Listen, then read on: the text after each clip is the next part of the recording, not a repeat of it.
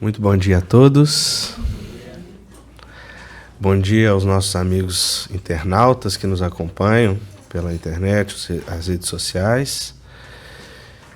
Que a paz do Mestre Jesus esteja conosco hoje e sempre.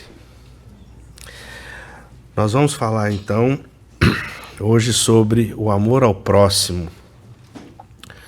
Aquele amor que nós devemos despender para o outro, da mesma forma que nós despendemos a nós mesmos. Essa é a primeira parte do capítulo 11 do Evangelho, que vai ter continuidade numa segunda oportunidade com a Marisa. Certo, Marisa? E esse é um tema tão óbvio, né? Que não devia nem precisar de palestra. E que nós relutamos em não entender e não aplicar há milênios. Desde a nossa criação, Deus vem nos dando essas pistas e nos pedindo que nos amemos uns aos outros e que nós amemos a Ele acima de todas as coisas. Mas como a gente insiste e ao longo do tempo ainda vem cometendo deslizes e tropeços, nunca é demais nós reforçarmos a necessidade de entender sobre isso. Então, é o capítulo 11 do Evangelho,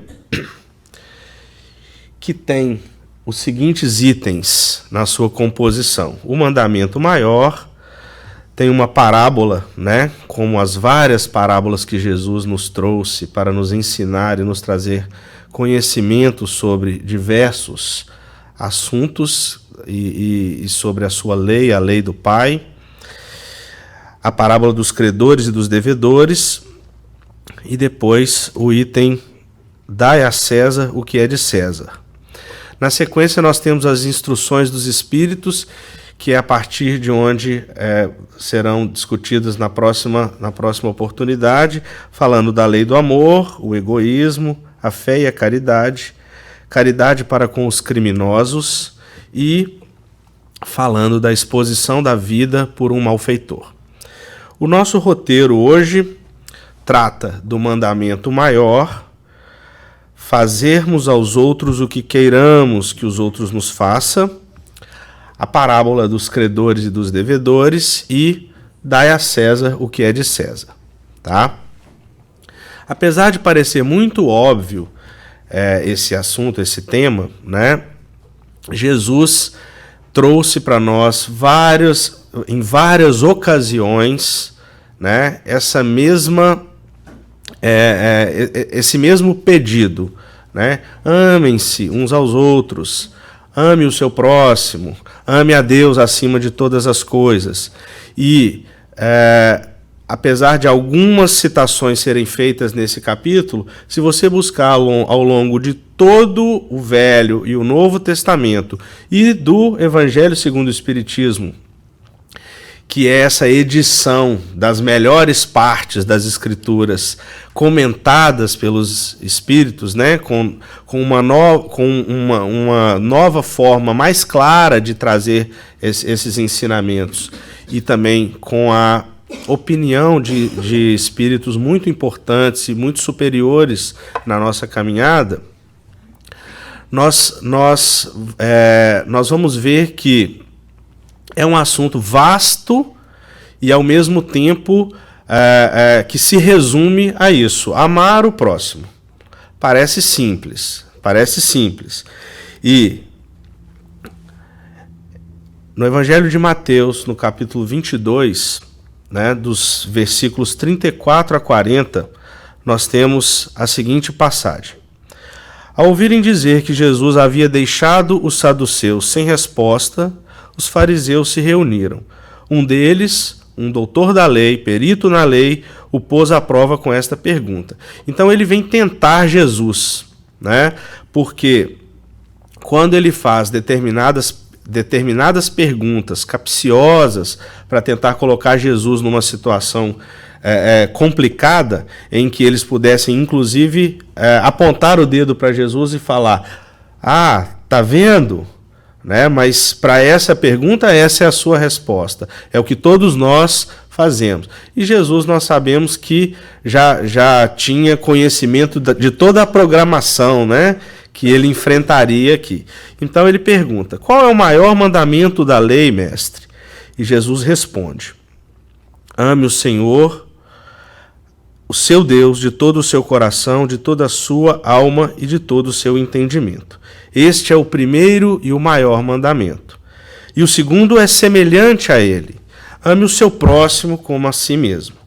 Destes dois mandamentos dependem toda a lei e os profetas. Ou seja, Jesus deixa claro que basta amar a Deus sobre todas as coisas e amar o seu próximo como a si mesmo.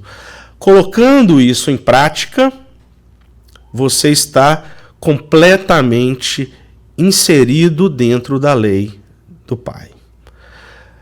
Agora, colocar em prática é o problema, né? Porque em toda a nossa limitação, a nossa ignorância, né?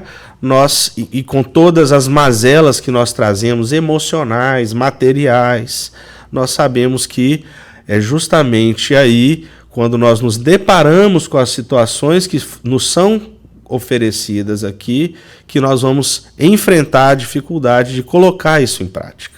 Mas nós já superamos muito e estamos no caminho certo para superarmos e nos inserirmos completamente dentro da lei. Ainda, fazei aos homens tudo o que queirais que eles vos façam, pois é nisto que consistem as leis e os mandamentos. Está coberto aqui pela figura. E ainda em Lucas, capítulo 6, versículo 31, tratai todos os homens como quereríeis que eles vos tratassem. Ninguém gosta de receber de outra pessoa um tratamento, né, que não é legal, que é injusto, uma ofensa, né? Ninguém gosta de ser malquisto e maltratado por outra pessoa. Mas muitas vezes nós mesmos agimos dessa forma para com os outros. Não é justo você exigir que todos te tratem bem e te amem quando você, né, não consegue proporcionar essa mesma situação e esse mesmo sentimento em relação aos outros. Aí tem gente que fala assim: mas eu amo quase todo mundo, né? Eu amo quase todos os meus próximos.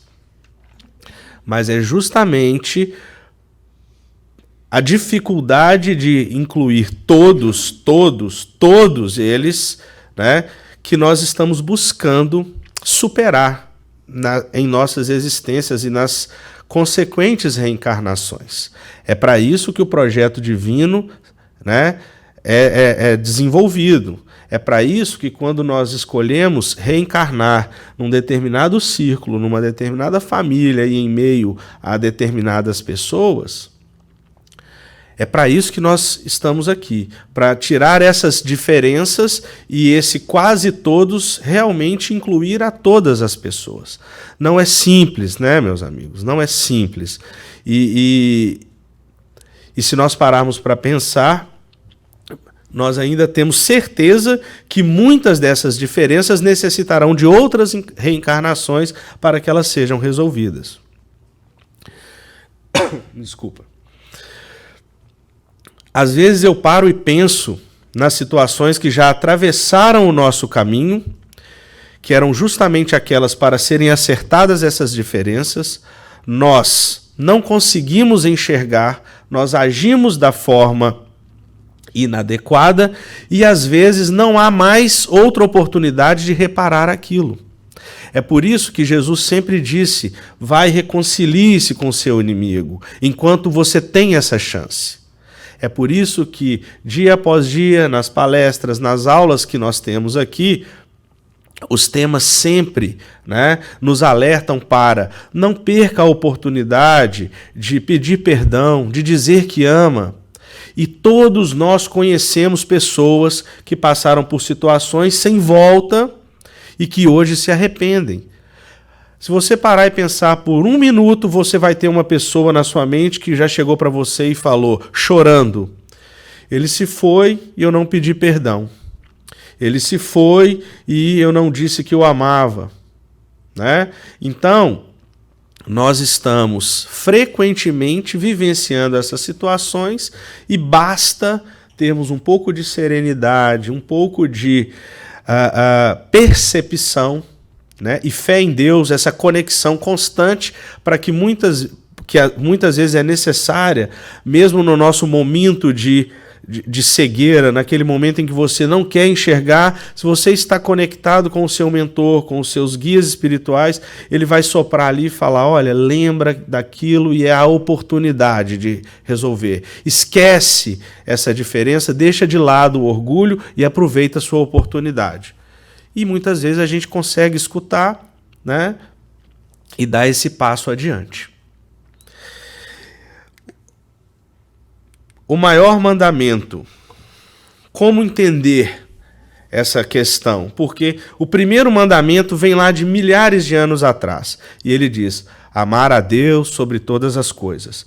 No Espiritismo, com o Espiritismo, com o Evangelho, com as várias publicações trazidas, esse amar a Deus sobre todas as coisas pode ser um pouco expandido. E ele pode ser um pouco mais explorado para nos permitir entender como agir em relação a esse mandamento. Amar a Deus com toda a força do nosso espírito. Esse amor só será completo e a lei divina integralmente cumprida se igualmente amarmos o nosso próximo como a nós mesmos. Então, Deus nos colocou aqui para progredirmos juntos. Para tirarmos essas diferenças e conseguirmos olhar para o outro, né, como um semelhante, como nosso irmão, e amá-lo como amamos a nós mesmos. Mas eu não estou dizendo do amor ao próximo, aquele que está lá dentro da nossa casa, seu pai, sua mãe, seu irmão, porque é muito fácil falar, eu amo a minha mãe como eu amo a mim mesmo. Eu amo a minha mãe mais do que eu amo a mim mesmo, né? Mas isso tem que ser uma regra geral, tem que ser para todos. Eu estou falando de você aí, eu aqui, compartilharmos um amor mútuo e suficiente para não nos apontarmos o dedo, não nos julgarmos, não nos oprimirmos uns aos outros, né? E é essa a grande dificuldade, é essa a grande missão. Então, nós temos uns aos outros aqui e Deus amando a todos nós e dando para nós as oportunidades de progredirmos individualmente e coletivamente. E de cada um de nós vai depender esse amor por nós mesmos, de uns pelos outros, para que o progresso avance e que nós atinjamos a perfeição máxima e próxima do nosso Criador.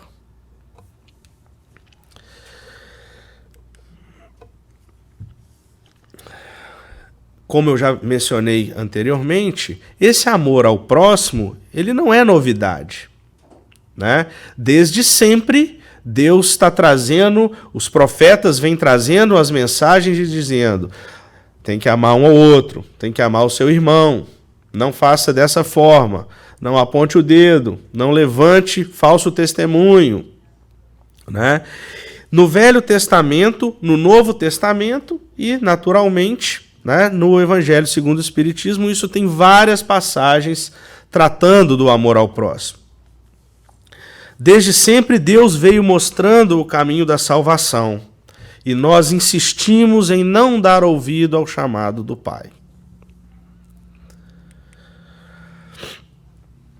No livro de Levítico, Velho Testamento, nós temos no capítulo 19, o versículo 18, que diz, não procurem vingança, nem guardem rancor contra alguém do seu povo, mas ame cada um o seu próximo como a si mesmo. Eu sou o Senhor. Como se fosse, eu estou avisando. Tudo é criação minha. Eu amo a todos vocês como minhas criaturas e quero o bem de todos vocês. Eu quero que vocês progridam e que vocês atinjam o nível máximo de evolução. Né? E Jesus e Deus, em diversas ocasiões, trouxe esse tipo de aviso justamente para mostrar que naqueles momentos ou em determinadas situações, o povo hebreu, o povo de Israel, estava tomando decisões e indo e seguindo por caminhos não muito adequados. Né? E naturalmente, não muito adequados para todo o povo e não muito adequados individualmente. Então ele trazia, eu sou o Senhor, eu estou avisando. E lembre-se, não guarde rancor, não levante falso testemunho contra o seu irmão. Pelo contrário, amem-se uns aos outros como a si mesmos. E ainda, no Novo Testamento, em diversas situações, em Gálatas capítulo 5, versículo 14, toda a lei se resume num só mandamento: ame o seu próximo como a si mesmo. E mais, na primeira carta de Pedro, capítulo 4, versículo 8, sobretudo, amem-se sinceramente uns aos outros, porque o amor perdoa muitíssimos pecados. Por mais drástica ou radical que seja uma situação ou o pecado que alguém tenha cometido contra você, se houver amor nessa relação, fica muito mais simples de você perdoar essa falha do outro. Né? Quantos de nós, com os entes queridos, os próximos a nós, não passamos por essa situação, ou de pecar contra eles, ou de serem tratados de uma forma ofensiva, e pelo fato de você ter o amor naquele ambiente, naquela relação, ser muito mais fácil de você aceitar e perdoar. Às vezes não instantaneamente, mas com um pouco de razão, de reflexão, com pouco tempo, ou alguns dias, ou algumas horas, você cai em si, vai lá e fala, eu entendo, eu te entendo, e eu continuo te amando. Né? E ainda, no Evangelho de João, capítulo 13, versículo 35, com isso todos saberão que vocês são meus discípulos, se vocês se amarem uns aos outros. Palavras de Jesus. E finalmente, se alguém afirmar, eu amo a Deus, mas odiar seu irmão é mentiroso, pois quem não ama seu irmão a quem vê, não pode amar a Deus a quem não vê. Primeira carta de João, capítulo 4, versículo 20. Na primeira carta de João, capítulo 3, nós temos, se alguém tiver recursos materiais e vendo seu irmão em necessidade não se compadecer dele, como pode permanecer nele o amor de Deus? Filhinhos, não amemos de palavra nem de boca, mas em ação e em verdade. Ainda, João, amados, amemos uns aos outros, pois o amor procede de Deus, aquele que ama é nascido de Deus e conhece a Deus. E ainda João, não é à toa que é João, né, gente? João não foi, né? João teve um papel especial nessa história toda. Este é o meu mandamento, amem-se uns aos outros. João capítulo 15, versículo 17. Então, não é novidade, né? Se nós tivéssemos o hábito de frequentemente lermos as Escrituras e lermos mesmo o Evangelho, essas mensagens estariam diariamente batendo na sua porta.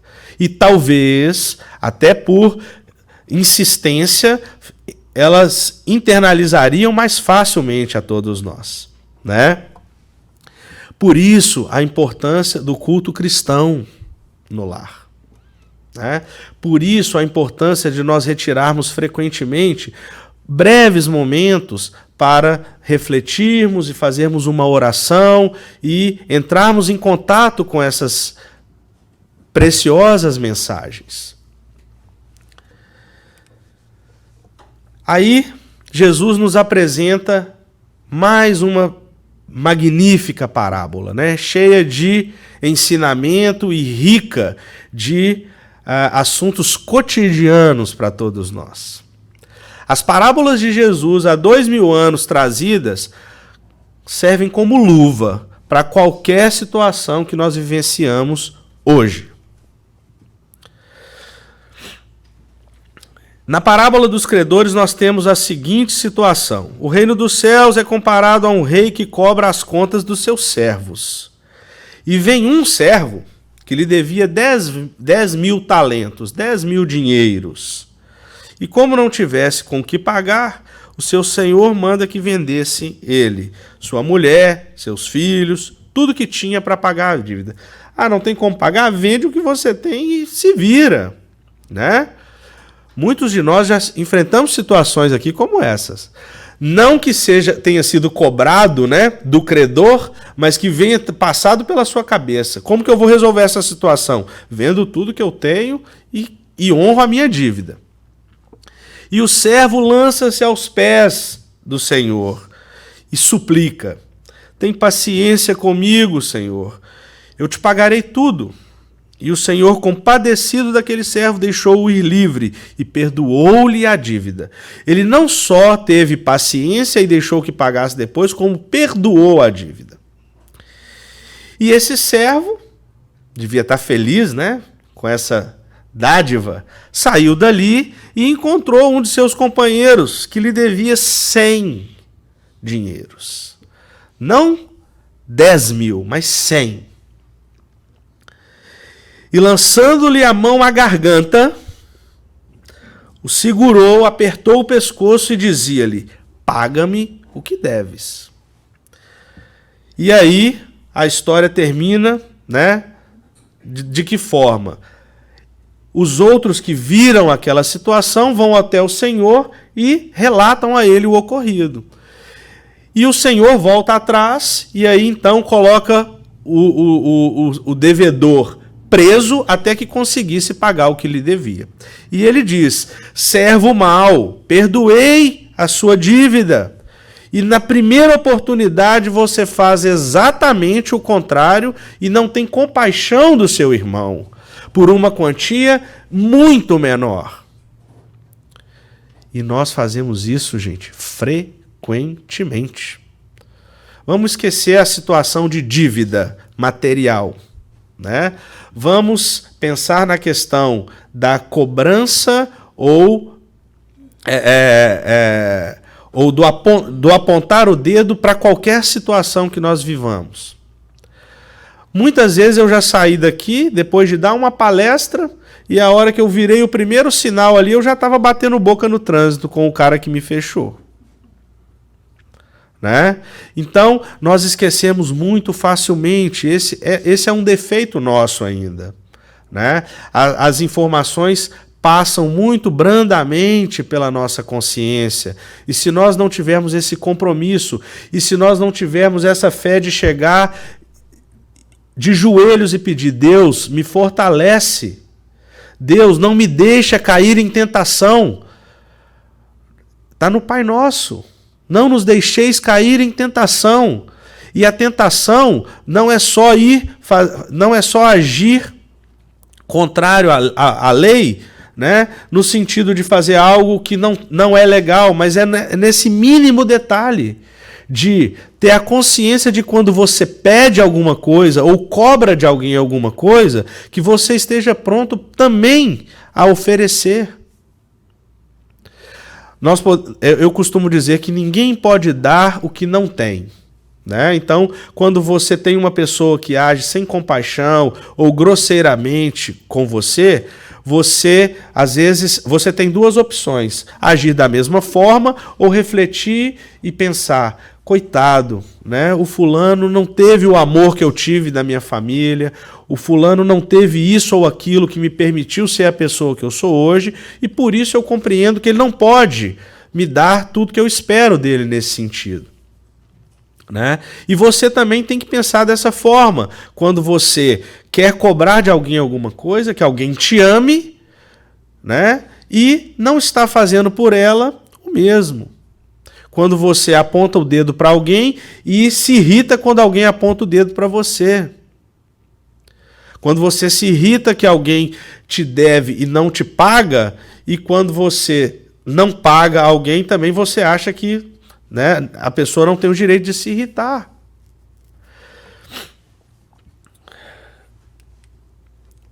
Amar ao próximo como a si mesmo, fazer aos outros o que quereríamos que os outros fizessem por nós, é a expressão mais completa da caridade, porque ela resume todos os deveres para com o próximo. Então é um exercício diário.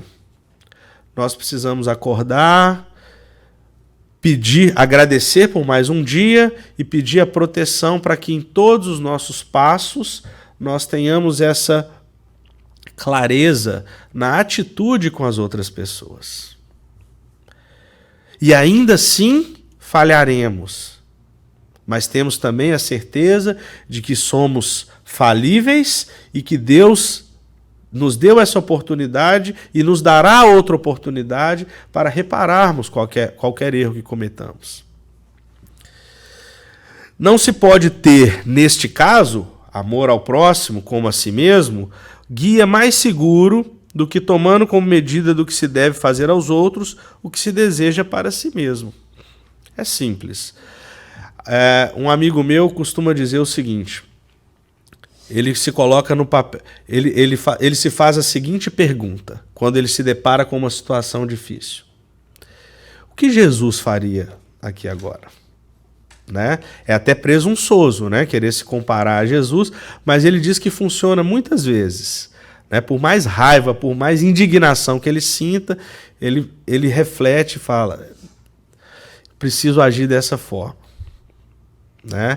Então, se você pensa que alguma coisa para você não é legal, quando vier a sua vez de agir daquela forma, pense duas vezes e conclua: não gostaria que fosse comigo, não vou fazer. Né? E aí você naturalmente vai tomar o caminho certo, o caminho mais adequado para não adquirir novos débitos. Nós já estamos aqui hoje, pessoal, com muitas dívidas na bagagem. Nós precisamos ficar livres delas e não encher a bagagem para a próxima encarnação. E por mais difícil que pareça, nós aqui na Casa Espírita temos, de certa forma, a obrigação de sermos pelo menos mais reflexivos.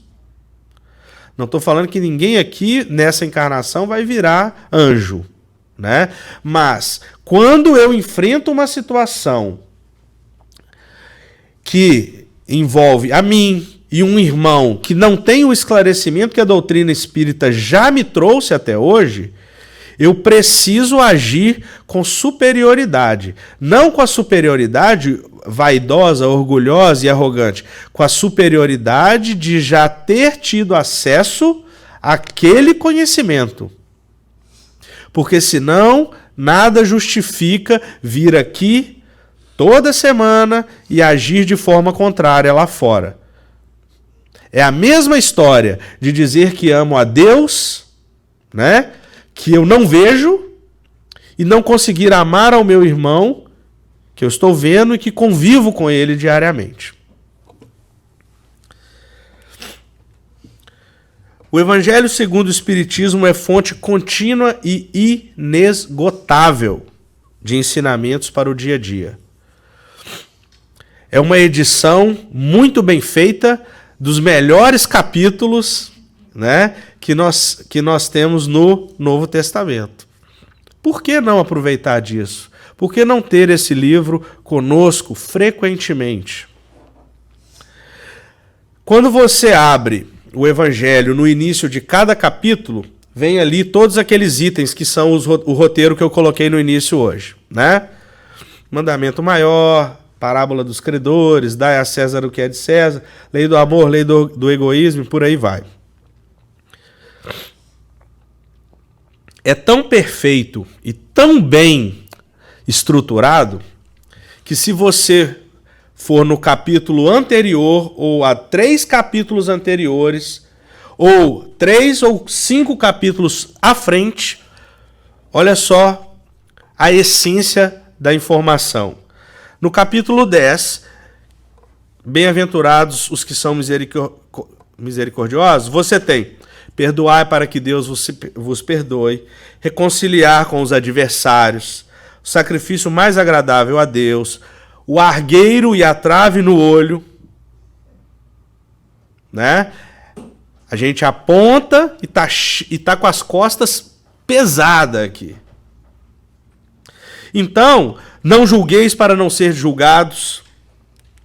Se você for para o capítulo 13, não saiba a vossa mão esquerda o que dê a vossa mão direita. Aparentemente, né, não tem nada a ver com amar o próximo, fazer o bem sem ostentação. Fazer o bem sem ostentação, porque quando alguém lhe faz o bem com ostentação, você reprime. Então, não faz para o outro que não gosta que seja feito a você. Os infortúnios ocultos, o óbolo da viúva, convidar os pobres e os estropiados, dar sem esperar retribuição. Quantas vezes nós não nos relacionamos com pessoas que vêm lhe fazer alguma coisa ou lhe dar alguma coisa e você por trás fala: aí tem. É só esperar que logo logo vai vir a conta, né? Então, e ainda no capítulo 14, você tem lá: honrai vosso pai e a vossa mãe, que é um dos capítulos mais importantes, que é um mandamento também, né? Piedade filial, quem é minha mãe, quem são meus irmãos, a parentela corporal e a parentela espiritual. Aí fala da ingratidão. E os 2 primeiros itens são: sabeis os mandamentos, não cometereis adultério, não matareis, não roubareis. Quem aqui se sente confortável com o adultério contra você, alguém que queira te matar, alguém que te rouba? Ninguém gosta. Por que então eu vou fazer isso com o outro? Certo? Então, o mandamento maior e o amar o próximo como a si mesmo vai estar implícito em todo o evangelho, de ponta cabeça. Do início ao fim. Por isso, como eu já mencionei, não podemos nos furtar de fazermos o culto no lar. Todos aqui fazem o culto no lar? Se sim, ótimo. Se não, é uma ótima oportunidade para pensar em começar. Não tem demérito nenhum em não fazer, tá, gente? Eu não estou fazendo a pergunta para apontar o dedo a ninguém, tá? Mas coloque isso nos seus planos. Ah, mas eu não tenho com quem fazer. Encarnado, talvez. Porque desencarnado, a hora que você estabeleceu o dia e a hora, vai estar cheio de gente na sua casa. Ah, mas eu não tenho tempo. Gente boa, né? Gente boa. Gente, 30, 40 minutos são suficientes para se fazer um culto no lar. Sozinho você faz em menos tempo, né? É sempre importante lembrar, para quem estiver interessado, pode buscar informações aqui, né, aqui na livraria ou com qualquer um de nós, mas é simples. Você precisa de um lugar tranquilo para você se sentar, do Evangelho, um outro livro de mensagens diárias que tem inúmeras opções, né, e um jarro de água. Um copinho de água já tá bom, né? Eu gosto do jarro porque aí eu tenho água, né, a semana inteira. Tô estocando água fluidificada, né? Vai que vem um hurricane aí, né? Mas então, pensem nisso. Pode ser de manhã, pode ser de noite, pode ser de madrugada. O importante é que seja sempre na mesma hora e no mesmo dia, porque a espiritualidade lá vai fazer um compromisso na agenda deles com você e eles não têm como ficar, né, mudando, porque cada minuto tem uma pessoa que está esperando a visita da espiritualidade para o seu culto no lar. Então, se você não cumprir da sua parte com a agenda, você vai estar prejudicando outra família ou outra pessoa que está esperando a espiritualidade. Tá bom? Convite, tá? E, finalmente, dai a César o que é de César. Neste caso, né, nós temos a seguinte situação. Os judeus eram dominados por Roma. E Roma, além de oprimi-los socialmente, também oprimia economicamente, né? E cobrava tributos, em 99% dos casos, injustos e exagerados. E impiedosamente, sem saber se a pessoa tinha ou não condição de pagar. Então, os impostos foram dificilmente aceitos pelos judeus. E eles ficavam irritados com isso. E os impostos provocaram numerosas revoltas e foi transformado numa questão religiosa. Ou seja, o que era político, social, econômico, passou a ser religioso, né? Porque era considerado contrário à lei. Né? Não estava na lei dos judeus, para eles era contrário. Os fariseus enviaram seus discípulos que lhe disseram, perguntando para Jesus: Mestre, diz-nos, pois, qual é o teu parecer? É lícito dar tributo a César ou não? Mais uma perguntinha aí capciosa, para tentar pegar Jesus, né, numa resposta mal elaborada. Porém Jesus, conhecendo a sua malícia, disse-lhes: Por que me tentais, hipócritas? Mostrai-me a moeda. E eles lhes apresentaram um dinheiro. E Jesus lhes disse: De quem é esta imagem e inscrição? Responderam-lhe: De César. Então Jesus disse, o famoso, né? Pois dai a César o que é de César, e a Deus o que é de Deus. E quando ouviram isso, admiraram-se e, deixando-os, se retiraram. Como deve ter acontecido sempre, né? Admiraram as respostas que Jesus trazia. E muitas vezes ele respondia com outra pergunta, né? Justamente para trazer a reflexão. Então, o verdadeiro sentido da frase dai a César o que é de César e a Deus o que é de Deus tem a ver com atender às obrigações da vida material, ou seja, nós estamos vivendo uma vida material e nós temos que nos relacionar com esta vida.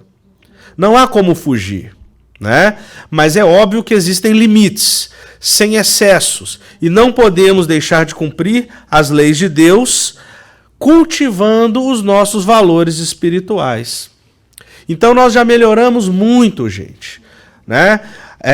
Pensem há alguns séculos atrás quão materialistas nós éramos, quão apegados nós éramos às questões financeiras, né? A questão da posse, a questão do ter, a questão material da carne. E hoje, para nós, se ainda não nos libertamos ou nos desvencilhamos um pouco dessa tendência, quando nos é apresentada a oportunidade, fica muito mais fácil, porque a gente pelo menos consegue pensar a respeito, né? Então hoje você pode perceber que você vai discutir ou brigar ou batalhar muito menos do que você faria noutra época. E se ainda não faz, é muito mais fácil de você pensar ou discutir ali, vamos deixar isso para lá, né? É apenas material, certo? Então, esse é o verdadeiro sentido do dai a César o que é de César e a Deus o que é de Deus. Nós temos obrigações materiais, mas, e ainda vou ir um pouco além. Para nós espíritas, eu acredito que nós já temos muito mais obrigações espirituais, porque nós sabemos que o que a gente vai levar daqui, né, é apenas aquilo que nós internalizarmos em nosso espírito. E que a partir do momento que a gente desencarna, o que é material ficou para trás, né? Então, valores espirituais. É o que a gente precisa alimentar diariamente. E para concluir, o maior mandamento fala de amar a Deus sobre todas as coisas, com todo o seu coração, com toda a sua alma e toda a sua força. E todos nós aqui, sem dúvida, né, se eu perguntar, vão dizer: eu amo Deus, eu amo Deus. Eu amo Deus sobre todas as coisas. Aí a coisa vai começando a complicar. Essas todas as coisas que complica o sentido da frase. Eu amo Deus. Deus, muito obrigado por mais um dia e tal. Eu amo Deus, né? Mas muitas vezes nós só amamos Deus, né, de uma dessas formas aqui. E a lei só será integralmente cumprida se nós conseguirmos amar das três formas, nos três níveis: coração, alma e força. Ou seja, já começa complicado, né? Porque é o amar o próximo que é o primeiro estágio, que é o coração, né? Para os judeus, se você não ama o próximo, você não ama Deus. Então você precisa amar o seu próximo. Senão você não demonstra amor a Deus. Depois, alma, com toda a sua alma. Aí nós já estamos falando de uma integração, espírito e corpo, né? Então não basta amar o seu próximo, você precisa demonstrar e praticar esse amor ao próximo. Vai ficando mais difícil, né? Nós precisamos demonstrar com os nossos atos que nós amamos o nosso próximo. Aí você tem alma e coração. E, finalmente, servir a Deus. Efetivamente servir a Deus. Que significa colocar à disposição de Deus todos os seus bens espirituais e materiais, se isto for necessário. Quem de nós aqui está pronto para isso? Não estou dizendo que você precisa largar tudo, vender tudo e sair pelo mundo, né? Não é isso que Deus nos pede. Jesus, em algumas ocasiões, disse, né? Larga tudo e me segue. Mas ele não impôs isso a ninguém. Ele falou: você quer conhecer, herdar a vida eterna e conhecer o reino dos céus? Larga tudo e me segue. Alguns optaram por isso e outros foram convidados e não tiveram a condição e a coragem. Então, gente, nós estamos trabalhando para alcançar todos esses três níveis de amor a Deus sobre todas as coisas. Não é fácil, mas é possível, né? E cada um no seu tempo vai colocando isso em prática no seu dia a dia. Eu diria que se nos dois primeiros níveis você já tiver bem resolvido, já está ótimo, né? E mais uma vez, lembrar do amor entre vocês e mim e eu, e entre vocês e todas as outras pessoas que fazem parte, né, do seu círculo de convivência, né? Porque aí nós saberemos que esse amor compartilhado entre nós, envolvido pelo amor total que Deus tem pelas suas criaturas, nós estaremos no caminho certo. Muito obrigado, um bom dia e uma ótima semana a todos. Viu?